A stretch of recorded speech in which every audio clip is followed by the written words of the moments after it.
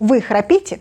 Вам часто говорят, что ночью вы внезапно перестаете дышать? Большинство людей считает храп безобидной проблемой, но иногда за ним скрываются серьезные заболевания, которые повышают риск инфаркта, инсульта, высокого давления и хронической усталости. Сегодня я хочу показать вам реальные истории пациентов, которые прошли обследование и лечение в Швейцарии и узнали, почему они храпят и как современная медицина помогает решить эту проблему. В первом случае храп мешал всей семье.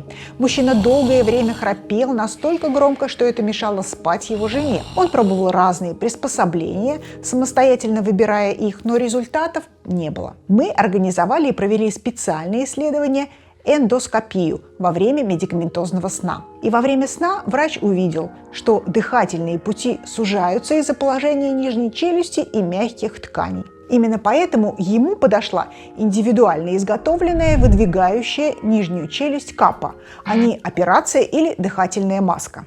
Вторая история – это молодой мужчина, он просыпался уставшим и каждое утро вставал просто разбитым. Исследование, которое мы также организовали в специальном центре здесь, в Цюрихе, показало 23 остановки дыхания в час. И причиной оказались значительно увеличенные миндалины. И в его случае врач рекомендовал удалить миндалины и одновременно снизить вес. После устранения причины прогноз оказался очень хорошим.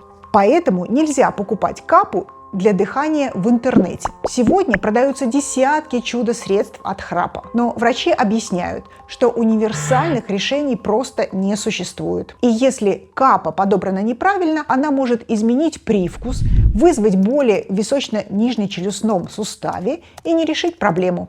А правильная капа всегда изготавливается индивидуально, только после обследования. И что же делать, если дыхательная маска не подходит? Эта маска остается золотым стандартом лечения тяжелой обструктивной апноэ сна. Но около трети пациентов плохо ее переносят. И в этом случае существуют альтернативы. Это индивидуальные внутриротовые капы, хирургическое лечение, стимулятор подъязычного нерва, имплант, который удерживает дыхательные пути открытым во время сна. Какой метод подходит именно вам, зависит только от причины апноэ. Обязательно обследоваться нужно, если вы заметили, что вы громко и нерегулярно храпите, а близкие замечают остановки дыхания. Утром вы не чувствуете себя отдохнувшим, а днем постоянно клонит в сон, и у вас трудно контролируется артериальное давление. Именно эти симптомы могут указывать на синдром обструктивного апноэ сна.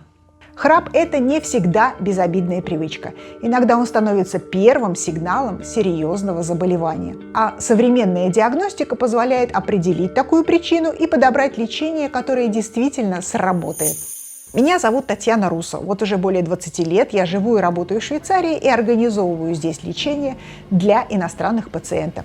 И если вам нужна консультация или второе мнение специалистов, обращайтесь и смотрите больше видео о современной медицине здесь, в Швейцарии, на моем YouTube-канале.